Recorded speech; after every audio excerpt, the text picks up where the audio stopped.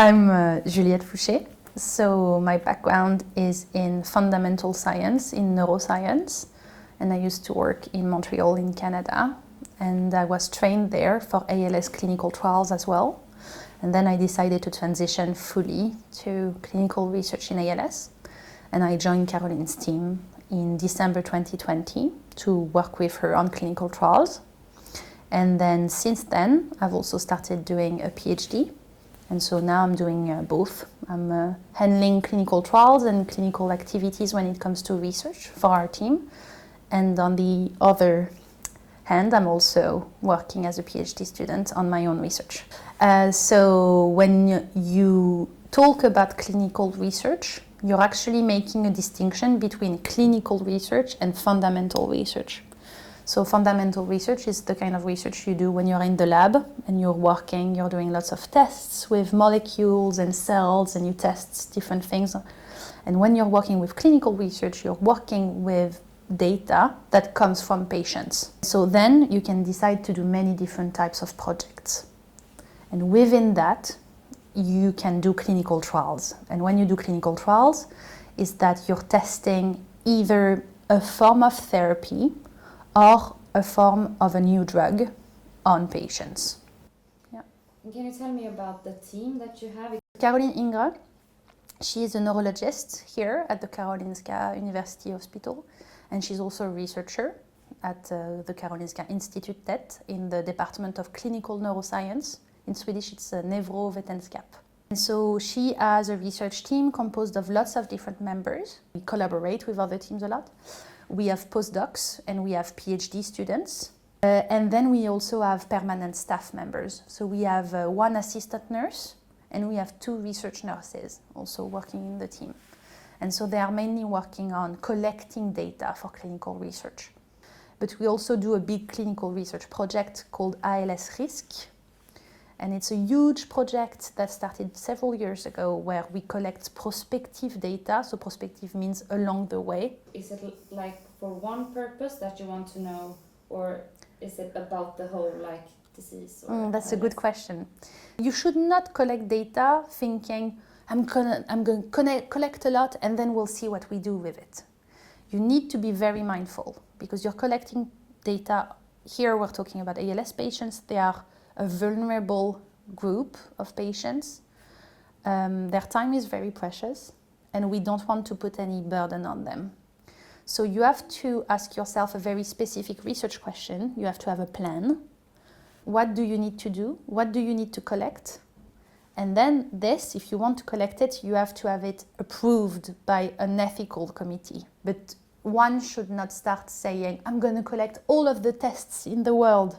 And patients will have to sit 10 hours each time they come to answer all of those questions. So then, if in 5 years someone wants to look at it, they can. No, we do the opposite. We do a very tailored approach of, I have one question, I have a plan, it's approved by ethics, and then we implement it and collect it. And can you tell me about the focus you have right now or recently? Yeah. In my own research? Yeah. So because I started from this clinical trial world where I saw lots of patients who came for clinical trials, and I worked a lot with implementing clinical trials in Canada and in Sweden.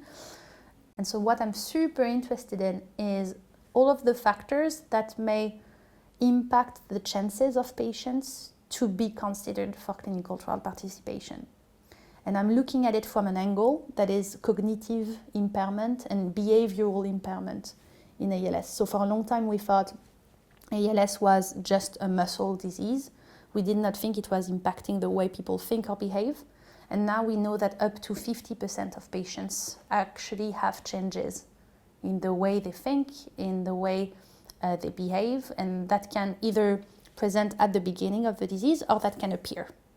And so my research focus is really on how those 2 things, those 2 factors, how can it impact the chances for them to do a clinical trial later on. Because right now we don't have any cure for ALS. I think now, because of the work many people have done recently in the media, people in Sweden are well aware that we don't have a cure. People rely on clinical trials a lot because the only way to find a cure will be to do clinical trials. Where do you get the money from to have the possibility to do these trials you do here? Yeah, so that's an excellent question, because to do research you need money. You need to apply for funding. That's the main way we get research. So you apply to what we call grants, and that's the life of a researcher. It's that there's a grant publication online. Okay, so one form of body is gonna open a call for grant application for X amount of money, and you as a researcher, you need to write the best application possible, and you submit it, and you hope you will win or will be selected and get the money. And that is project specific. You are funded for a specific project. So that's the main way we get money. Another way would be sometimes we have donations. So it can be donations. We have links where people can donate money. You can donate 100 kroner, or sometimes people, when they pass away, they decide to give a large sum of money for ALS research. And that can be given to a specific team, or that can be given to a foundation that will then do a grant in the name of someone who decided to transmit money. Do you have an answer on why people get this disease, or is it still Yeah, it's still a big question mark. Yeah. When people have a genetic mutation linked to ALS, it's easy. And when they don't, it becomes much more complex. And then it's most likely a huge combination of factors of environment and life habits and so on. We know things usually by exclusion with research. So for example, we know alcohol consumption is not associated with having more risks to have ALS. We know that usually being a bit overweight is quite protective. So we can continue eating chocolates. That's what we usually say.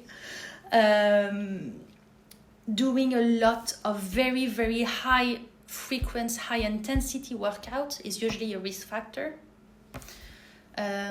Research literature has also mentioned that veterans from war, the military, they are more at risks. So I know in the US, for example, the military government, department of the government, they do fund a lot of ALS research.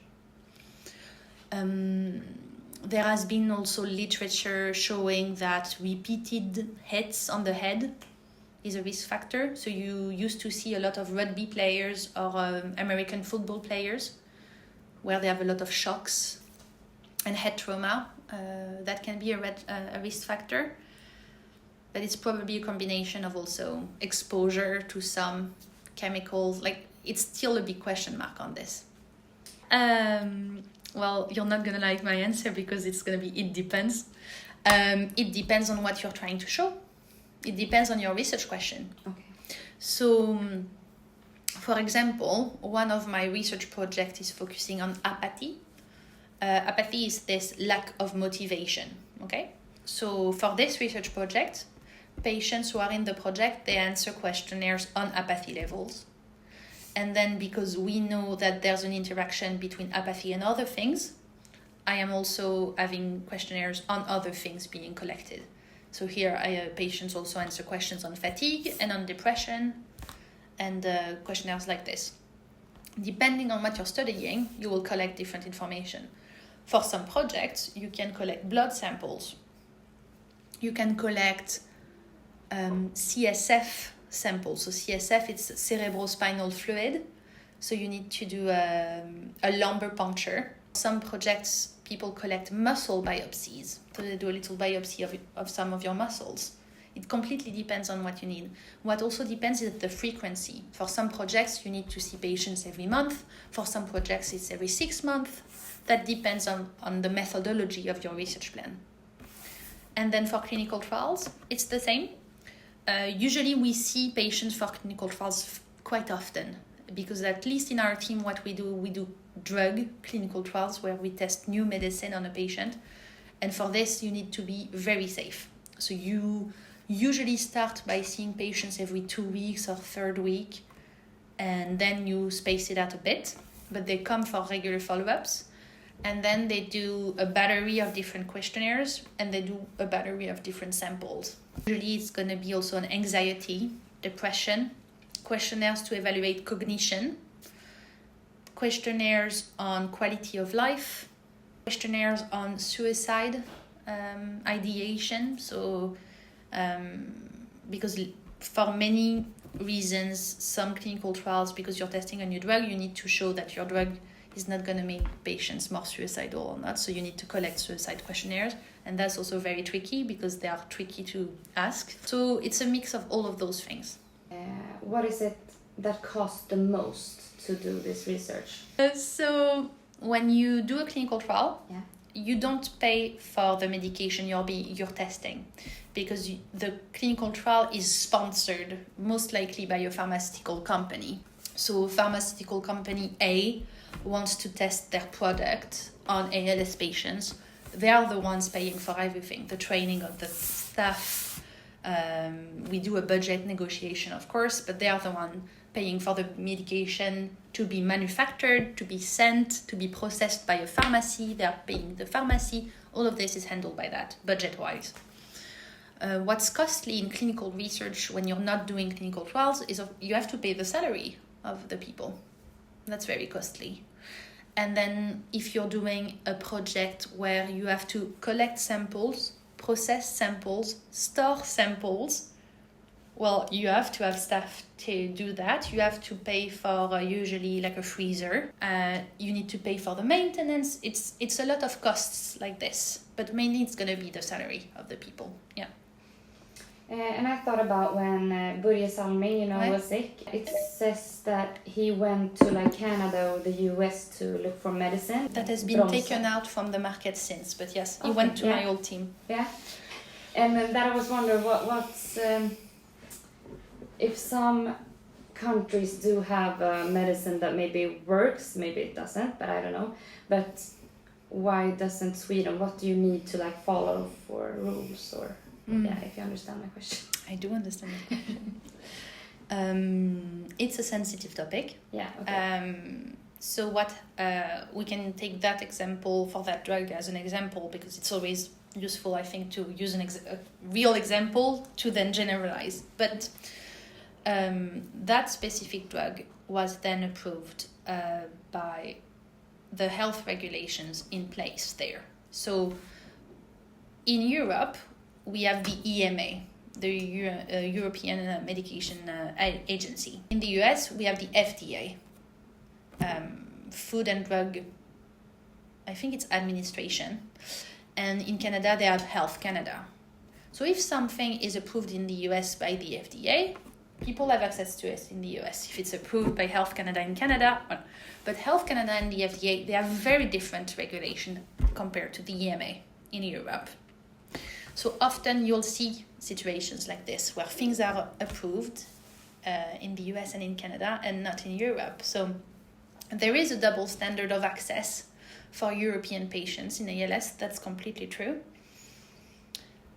Then there are ways to navigate that, because in certain cases, for certain medications, you can have early access programs, EAP, that's called, where they can give an early access under very specific conditions, and it's not for everyone, it's not everywhere, it's not for every drug.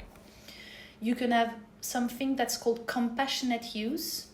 So the company will give for free medication to use to someone for compassionate reason. It completely depends. What that creates is that if you don't qualify for those things, there's also a double standard of, can you afford going abroad for a treatment? So there are cases, they exist, where people will pay out of pocket with their own money to travel abroad and try experimental treatments. When it's in and again, different cases, you can enroll international patients in a clinical trial. That's completely doable. We do it. Many big teams do it. Then when it's in a clinical trial, usually it's not a problem because the sponsor, the pharmaceutical company, will pay for the patient to travel and will cover those costs. What's more complicated is It's not a trial. A drug is accessible in the US or somewhere else, but it's not a trial anymore. It's legal there, but it's not in Europe. Then some patients will travel out of pocket to go there. So then it's a big difference if you can afford it or not. When something gets legal in like Canada, does the European EDMI does they like look at it and see like, no, we're not gonna do this, or they look at it. Yeah. They're aware. Yeah. But it's not their problem. No. Okay. They have their own process. So it's not because something is approved there that it will be approved in Europe, but vice versa. They don't work the same way. No. Basically. Okay, so it gets very hard, I think, for the patients that maybe know that. Yeah, it's very hard. They think maybe it exists something that Yes. will make them live longer. Yes. Okay. Yeah, a last question is that I wonder, what do you hope that we will notice or get better in, or something around ALS? Mm-hmm. What do you hope for in the nearest future? Well, in the near future, I hope for a better Nordic collaboration and cooperation. I think we are getting there. We are getting a strong network of Nordic teams working together, talking to each other, doing similar projects or collaborative projects on ALS. So that's amazing. I hope for new guidelines coming up in the Nordics soon, especially in Sweden. It's going to come early next year, I believe, on guidelines for ALS patients and the care. I think that's very important to unify how patients should be treated in Sweden. That's very important. I hope for patients to have access to information in a fair and equitable way. I don't think it's fair for a patient to be treated differently and to not have access to the same care. If you are from a small hospital or a very big university hospital, I think ALS patients deserve the best wherever they come from. And I wish for understanding from hospitals that genetic testing is absolutely needed, and that it needs to be supported by the hospitals to have genetic testing and genetic counseling for all ALS patients, because it's not the case at the moment. Yeah. I think as scientists, we do have a responsibility when our work is funded by money that is not coming from the government, it's coming from mainly grants that we apply for. We have a responsibility to give back to society. So you can't promise that that sum of money equals a direct effect on someone. Unfortunately, it doesn't work like this. And at the same time, not unfortunately, because then that would mean that if you have money, you can have like a direct, like preferred treatment. But I think it's essential to understand that when you support research, it's like this kind of very long process of hoping to find something that will make just the life of ALS patients better. And that can mean many things, because that can translate to care, but also to research, or care and research. But ultimately, yes, the ideal, if we were given, we have no limitations, all of the money in the world, problems don't exist, yes, the final goal is to cure the disease. It's not to slow it down, it's not to stop the progression, it's to cure it. We're not there yet. I think as we move on toward personalized medicine, we'll get there. But there's also lots of different ways to promote research. It doesn't, if you don't have money to give, you also have a role to play. You can share information, you can share links, you can contribute to research as a control. You can be a healthy subject in a research project. You can talk to your practitioners. For example, ALS patients, we're lucky to have a national registry in Sweden on ALS. Tell your neurologist and your doctor, hey, do you know there's a neuro registry for ALS MND in research? You don't know? Okay, but please look into it because I would like to be in it. You can also get back this power by educating yourself. And that's something we tell patients in clinical research, because lots of patients will come to you in clinical trials. They really want to participate, and they will tell, oh, I am like a guinea pig. And I'm like, no, a guinea pig, you don't ask the guinea pig if he wants to be tested on. You're the boss here. As an ALS patient who does clinical research, you are the boss. Everything is optional in research. If you don't want to be there, you don't have to be there. If you want to answer 10% of the questions, you can. If you want to answer the questionnaires, but you don't want the blood samples today, okay. You have the power as a patient to be involved as much as you want, as little as you want. You can. That's why we collect consent. You can take it back whenever. You can change your mind. It's absolutely okay. And I think patients really have to understand that they are the boss completely. They have the power 100%.